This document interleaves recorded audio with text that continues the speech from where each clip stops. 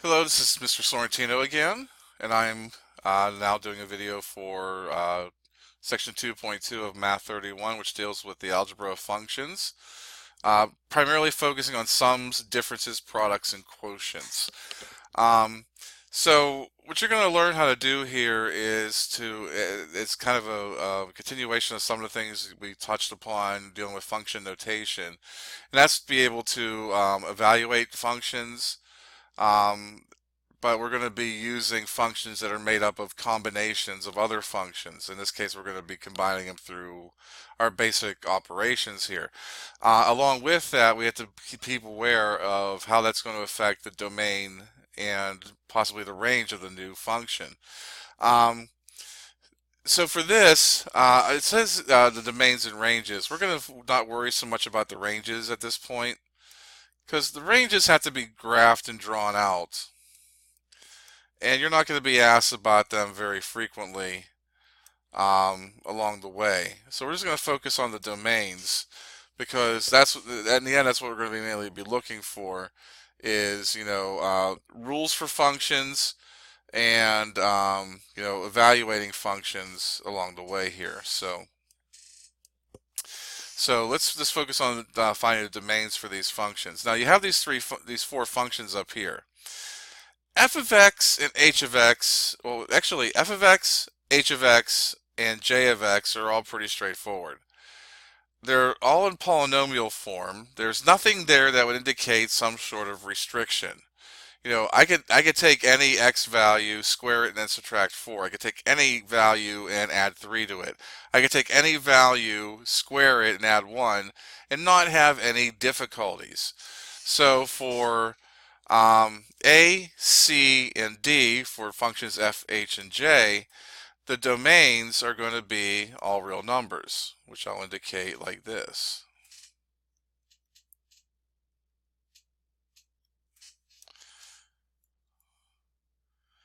And we're doing this in interval notation.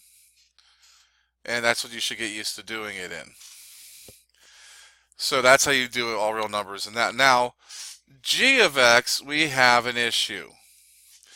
There are some numbers that do not work with square root symbols.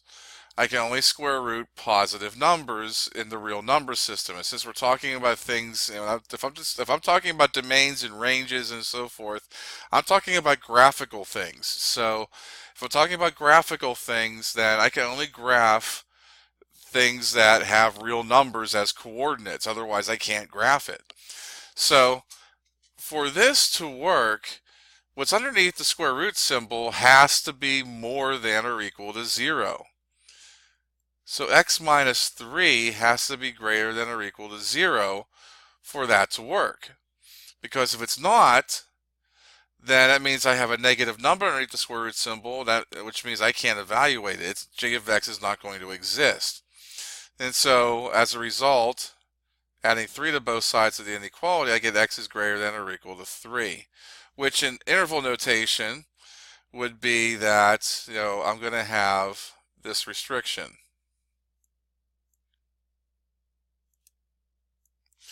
And so the domain of g of x is that. When I combine functions, I have to be aware of any domain restrictions because that needs to carry over, because I can't do an addition if part of the function doesn't exist. I can't do a subtraction if part of the function doesn't exist. Same thing with multiplication and division. If part of the function doesn't exist, then I can't do the operation. So there's going to be two things you're going to be asked to do with sums, differences, products, and quotients of functions. One is that you're going to be asked to find the rules. Now, when you find rules, you have to be aware of domain. A rule is just a formula. So, when you look at an example like example 2,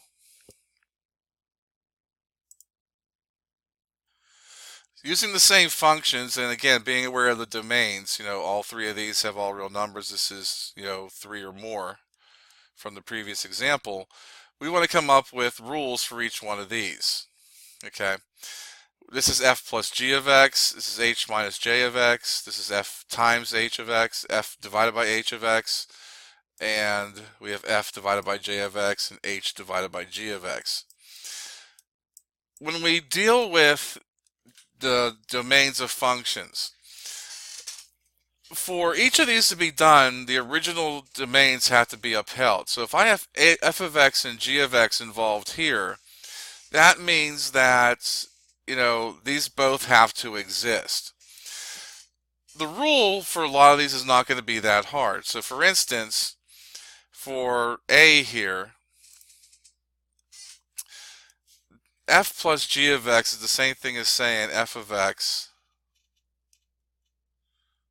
plus g of x, which in this case means I'm going to have x squared minus 4 plus the square root of x minus 3.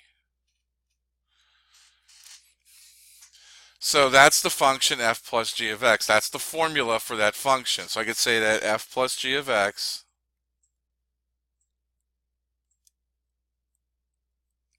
equals this. The domain, according to what's written up here, for this to exist, it has to, both f of x and g of x had to exist. This only exists when x is 3 or more. For f of x, any x value works, but only values 3 or more can make g of x exist. Therefore, this has to have a domain of 3 or more for it to exist. And so that's the domain, and this is the rule. So the rule is the formula you get. The domain is based off of this. And for addition, subtraction, and multiplication, it's the same thing. Both original functions have to exist for this to exist. So when I do h minus j of x, this equals h of x minus j of x, which is x plus 3 minus x squared plus 1, which is going to be equal to x minus x squared plus 2. You could write it in standard form and say negative x squared plus x plus 2. You could write it in like 2 plus x minus x. I mean, that's not saying what form to write it in, so that doesn't matter. But this is the rule for the function. This is a rule for h minus j of x. Going back to the original functions, the domain for h of x was all real numbers. Same thing with j of x. I didn't have to do any restrictions to get either one of these two original functions to exist, and therefore this is going to have the same domain as well. Both h of x and j of x had the same domain, which is all real numbers, so this would have all real numbers. And it makes sense because of the fact that, it is a polynomial function, but sometimes you get up with polynomial functions and things that, as if the function was given in that form, you would say, well, there's no restriction. But that could have been because something canceled out, and for that canceling out to happen, you had to have, carried through the operation, which means that all the original functions involved had to have existed beforehand. F times h of x is the same thing as saying, make this a little bit smaller here, it's thick, f of x times h of x,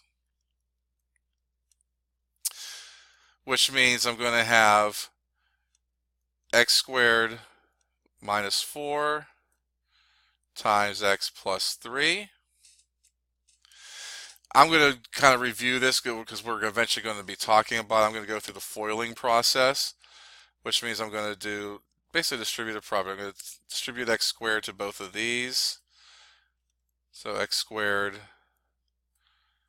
times x plus 3 minus 4 times x plus 3, which gives me x cubed plus 3x squared minus 4x minus 12. So this is f times h of x. Again, both original functions had all real numbers as their domain.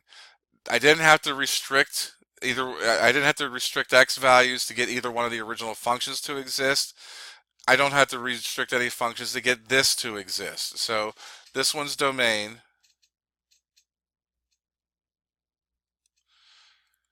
is all real numbers as well.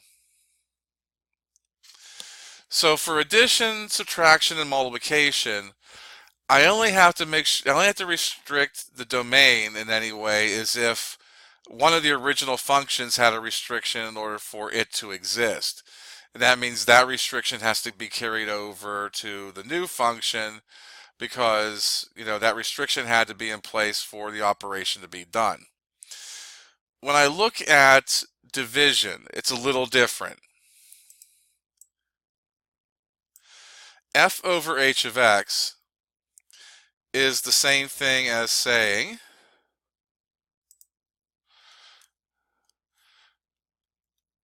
f of x over h of x. And so I'm going to have x squared minus 4 over x plus 3. So this is the rule for that, f over h of x. Now, f of x and h of x, much like in part C, they both have all real numbers in its domain. Well, that's fine. So I don't have to restrict the domain to make, the division get carried through. However, this new function now has a situation that I have to be aware of. I have an x plus 3 in the denominator. If x were to equal negative 3, I would have a 0 in the denominator, which I'm not allowed to have. That's something that does not exist. So I have to put a restriction on this based on the new formula I get. So as a result, I do have to put a restriction on this domain now. It's not because I had to do something to make the original functions exist. It's because I had to make this new formula work as a result with the division, and that causes me to have to exclude 3. So I had to say it's all real numbers except 3. Or negative 3, I should say. So negative infinity to negative 3, union negative 3 to positive infinity. So that's like saying all real numbers except negative 3.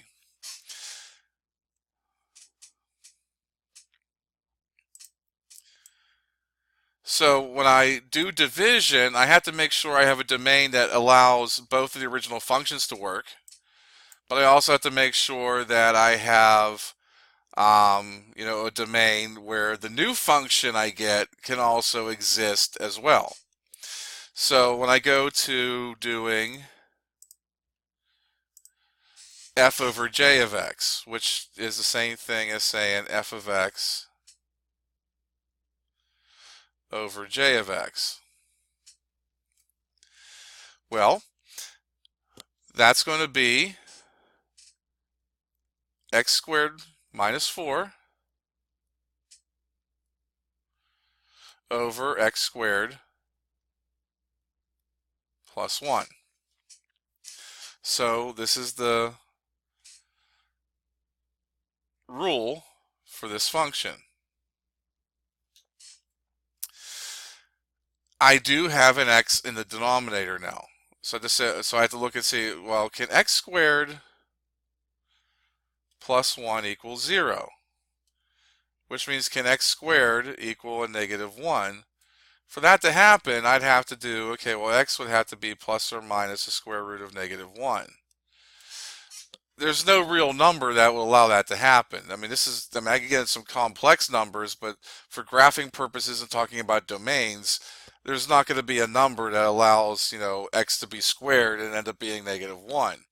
So, those are the only possibilities that would make the bottom 0, which aren't going to happen. F of x and j of x's domains were all real numbers. The only restriction I would have wouldn't exist, so my domain for this rule is that it's going to be all real numbers. Even though it is a rational function, I have x's in the denominators, I look for a restriction. There is nothing that's going to cause a 0 in the denominator if I use x, if I put a real number in for x, so I'm good. The last one,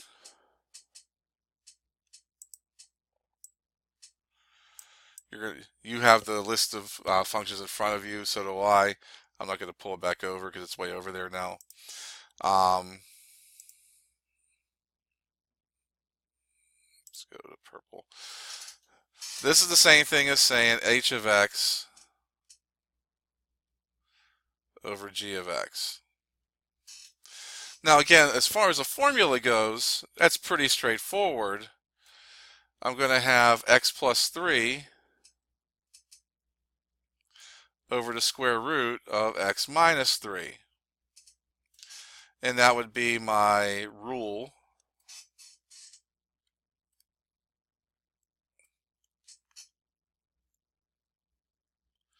for h over g of x. Now, when I go up to here, this function had a domain, h of x, of all real numbers. So, so far so good. G of x, though, had to have a restriction of 3 or more being an x value. So I'm starting with this domain already. X has to be 3 or more for this function, for this division to be carried through.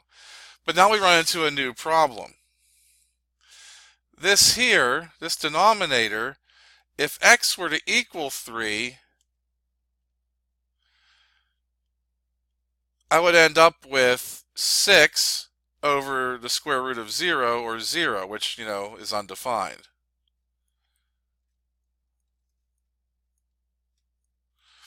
Which means that x cannot be equal to 3. So I have to restrict this further and say now, okay, well, before it was 3 or more, 3 has to now be excluded because that's going to cause a 0 in the denominator.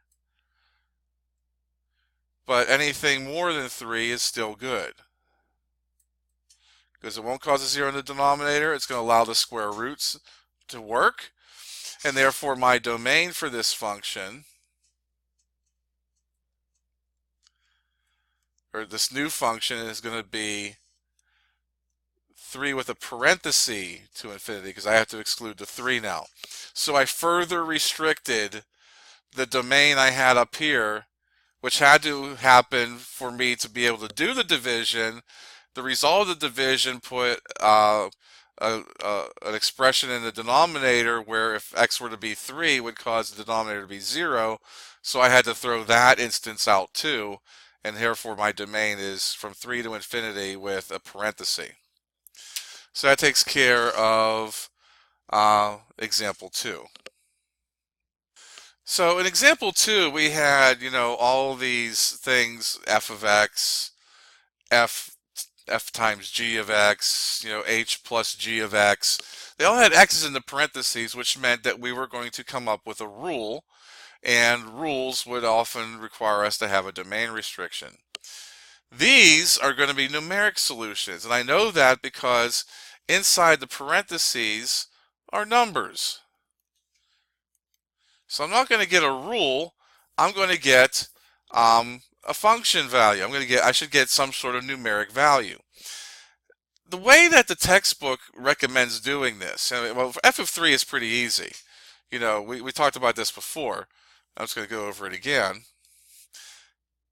All I'm going to be doing is plugging 3, going up to f of x here, plugging 3 in for x and getting 3 squared minus 4, which is 9 minus 4, which equals 5. So f of 3 is 5. So pretty straightforward for that. For instances like B, C, D, and E, the book recommends coming up with the function. So, they would say here, I'm going to say, textbook way.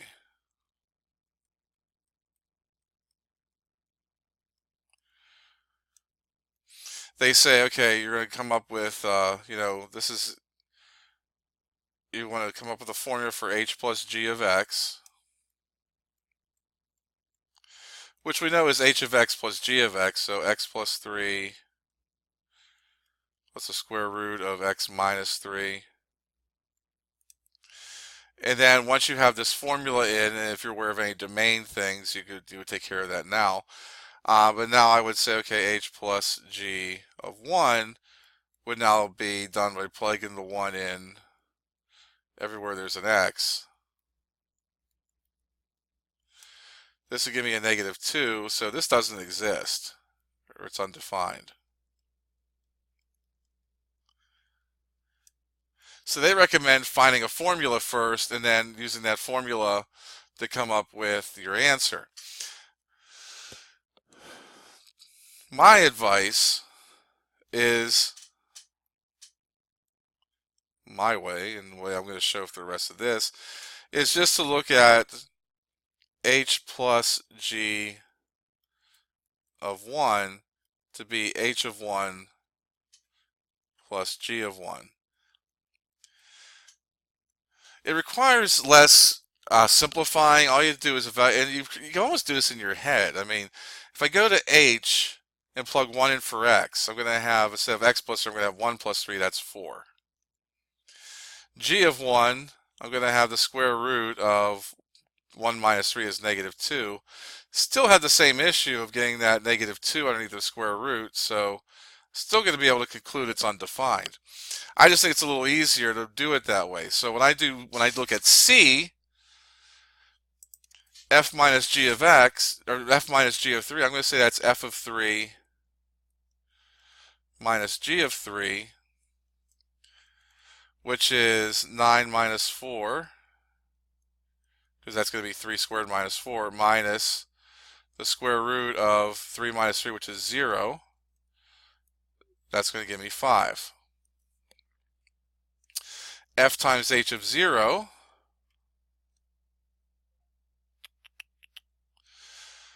is going to be the same thing as f of 0 times h of 0.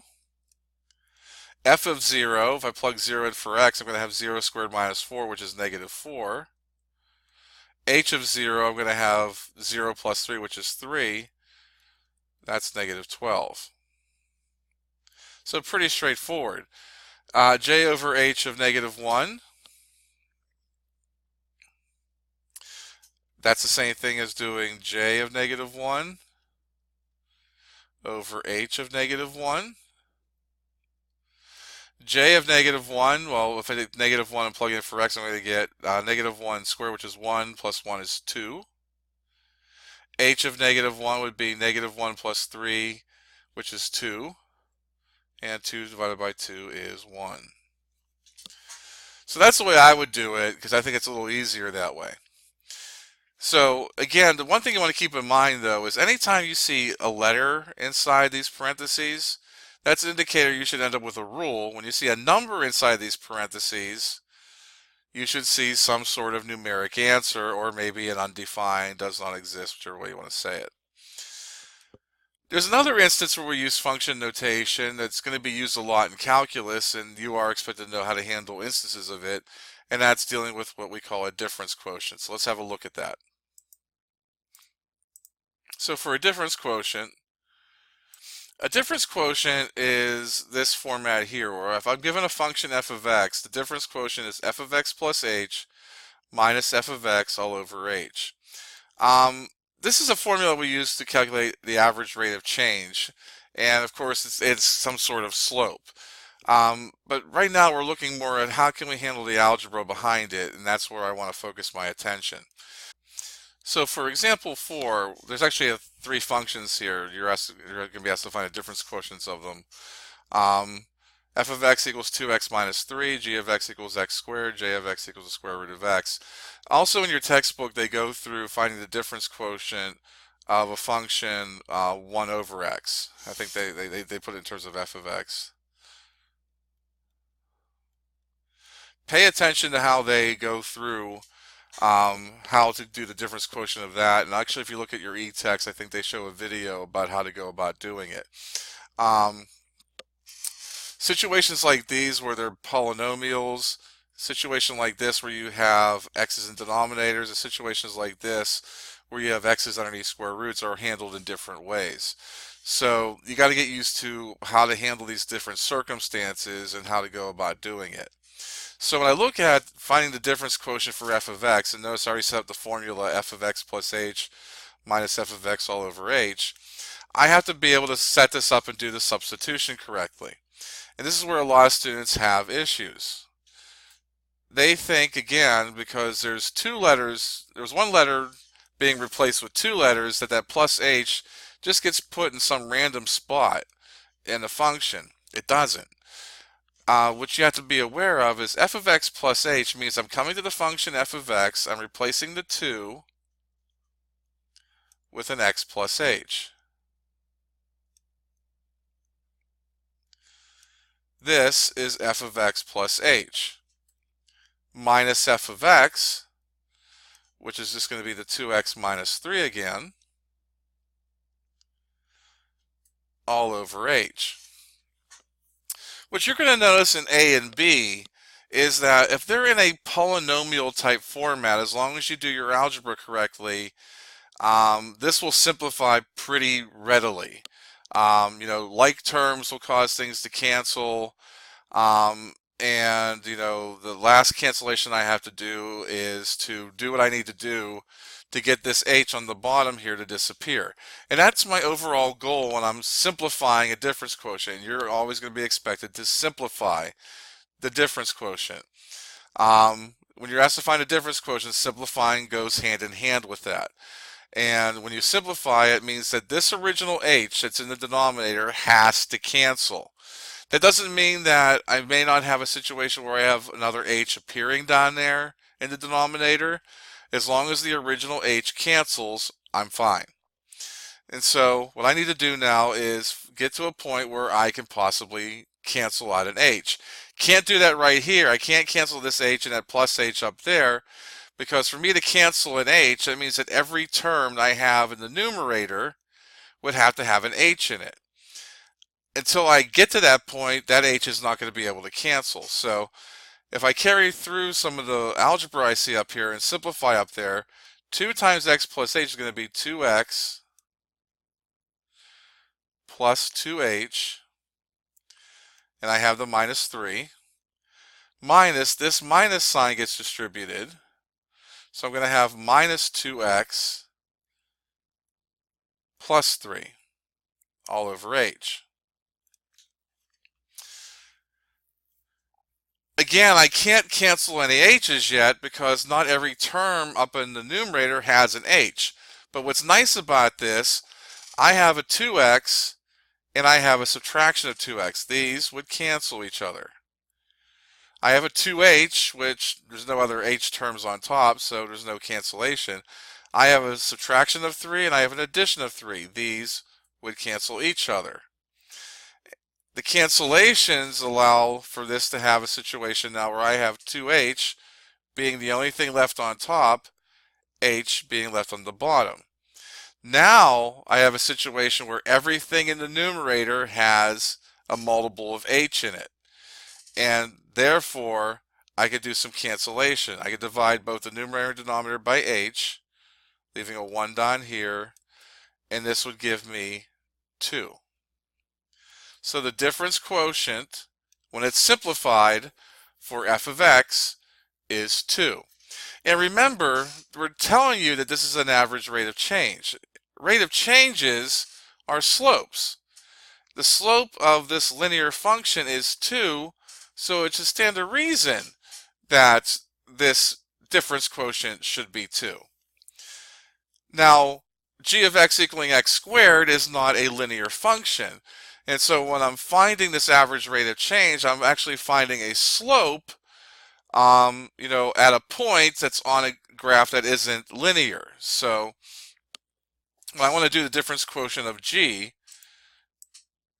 again, I'm going to kind of set it up the same way. I'm going to have g of x plus h plus g of x all over h. I want to do the substitution and simplify this until this h down here cancels. So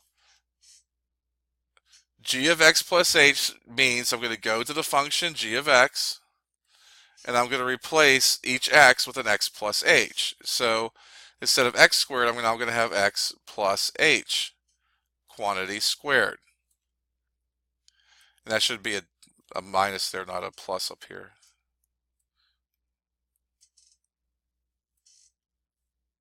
There we go. Minus g of x. G of x is just x squared all over h. I have an h on top, but it's involved in being added to something. It's being squared. Not every term up in the numerator right now has an h in it. Therefore, I cannot cancel any h's yet.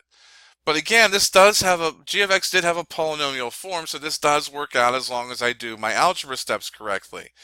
And so what I'm going to do is x plus h squared means x plus h times x plus h.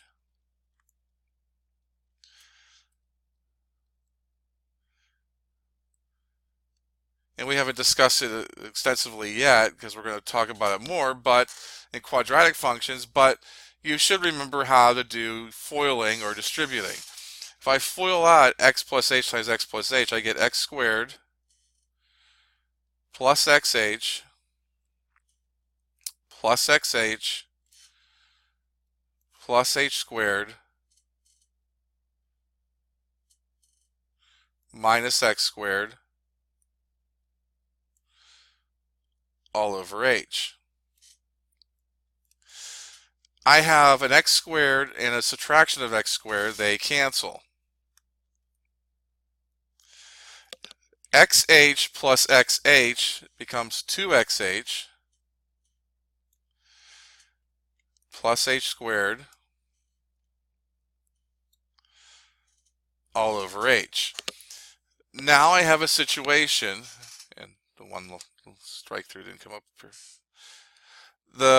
I now have the situation I've been desiring. Every term on top has a multiple of h in it. Therefore, I can cancel out the h on the bottom because I can carry through the division. If I divide this by h, making sure I know that I'm distributing that division, this will cancel, leaving a 1. This will cancel, one of the h's will cancel, leaving an h here. So my final answer is going to be 2x plus h. That's the result of the difference quotient once it has been simplified. So that's how you handle b. But you want to carry this through until that h can be canceled. As I mentioned, the textbook goes into the process of handling the function f of x equals 1 over x and doing its difference quotient. Go through that in the textbook. If you're look in the e-textbook, if you have access to it, and look at the video there that shows how to go through and do that and why they're doing it. But it has a very specific procedure, and that procedure generally, in the process of doing it, you have to get a common denominator and carry through the subtraction on top. Ultimately, that's what you need to do, is carry through the subtraction on top in order to get x's to things without h's to cancel and be left with terms that only have h's in them. And so you can cancel that h on the bottom. J of x is going to be a different situation. I'm going to demonstrate that right now.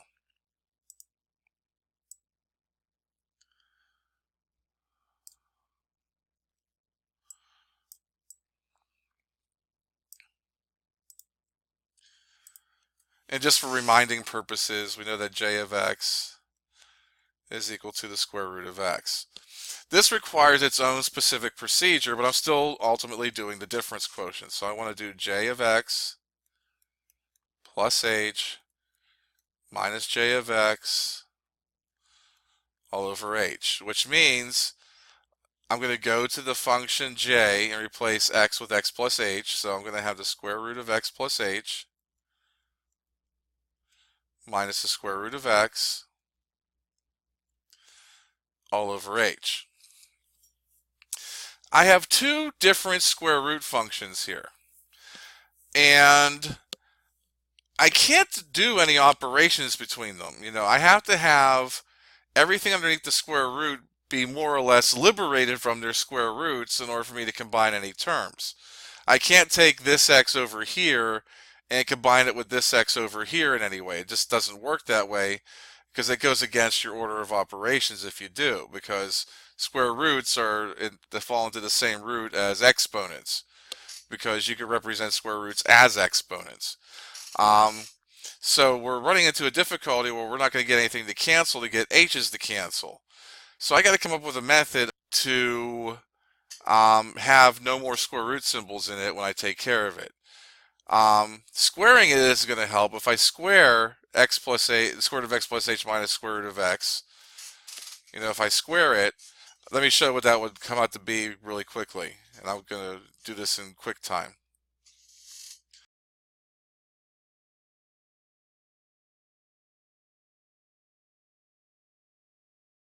Now, I took some algebraic shortcuts about how to do squaring of a polynomial in a faster manner, but generally this is what you would end up with. And notice that if I had still had this over h, and some other multiple down here or whatever it may be, I'm not going to get anything to cancel. I still have things that have h, and I have some things that don't have h, so this would not be a good way to go. So I certainly don't want to square the top, and plus squaring a number changes its value. I don't want to change the value of what's going on here. I want it to be the same quantity. I just want to be able to simplify it, cause some cancellations to occur. Now, not to go into a very long explanation as to how to know this, but you're more expected to know what to do rather than why it works at this point. Is when I have a situation like this and I want to get rid of those square roots on top, what I need to do is I need to multiply this numerator up here by the conjugate, which would be the same two pieces, except it's going to have a plus between them. When I go through the foiling process, you'll see why this works, is it's going to get rid of it's going to get rid of the square root symbol, whereas squaring this or multiplying it to itself still kept the square root symbol involved, and that is what causes the complication. Again, I don't want to change the value of this, so I can't multiply the top by something without doing the same thing on the bottom.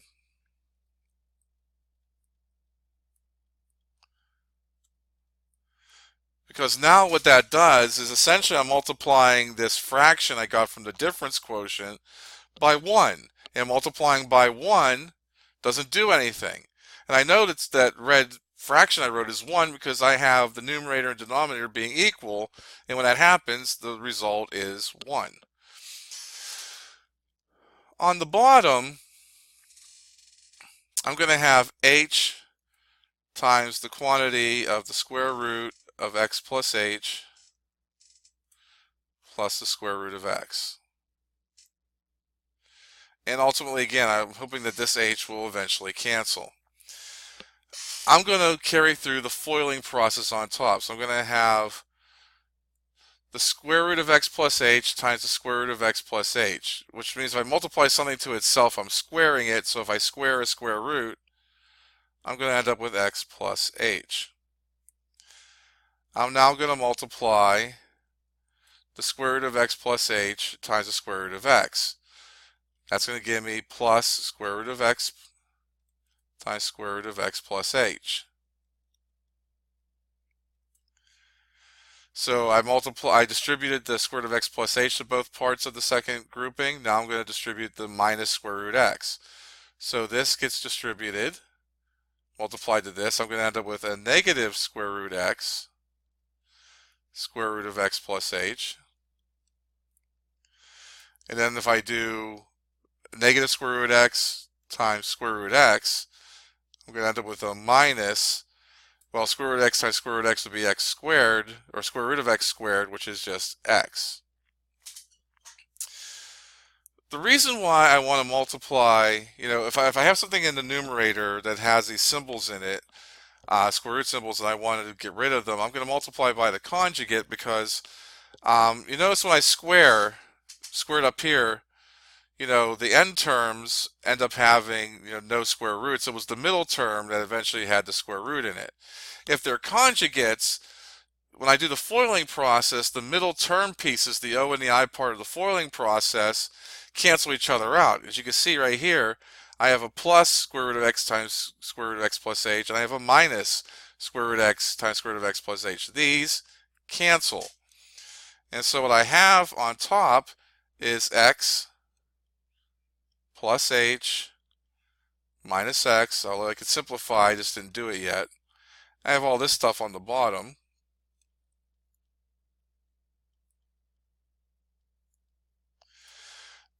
The x and the minus x up there do even more canceling, so these go away. And I'm left essentially with h on top and h times the quantity square root of x plus h plus square root of x on the bottom. The cancellation would occur between the two h's. I'm going to end up with a 1 up here. This is now gone, so I'm just going to end up with what's in the parentheses down here, x plus h square rooted plus the square root of x. And that's what the difference quotient would simplify to be. That's as far as I can go. So when you deal with situations where you have radicals, which is another name for the square root symbol, and I'm looking to clear that out of a difference quotient, I'm going to use conjugates, and I'm going to multiply that numerator by its conjugate over its conjugate as well. So I'm essentially multiplying by 1, and that's how I can carry through the simplification. As I mentioned, for the situation that your textbook does go into, and just to kind of mention it really quickly, but look at the example nonetheless for yourself. For 1 over x, I'm going to need to carry out a subtraction in the numerator. I'm essentially going to end up with 1 over x plus h minus 1 over x all over h. I got to carry through this subtraction. And for me to carry through that subtraction, I'm going to need a common denominator. So when I deal with situations like this one, common denominators and how to handle those comes in handy. Whereas when I deal with situations with radicals, coming up with conjugates becomes helpful, and that's how I handle them. But you're going to be expected to know how to handle difference quotients in different ways as well. And that brings me to the end of this video. If you have any further questions, please make sure to reach out to me in class or elsewhere, or office hours or whatever. Until I see you in class or until the next video, I'll see you around. Have a good day, everybody, and that's all.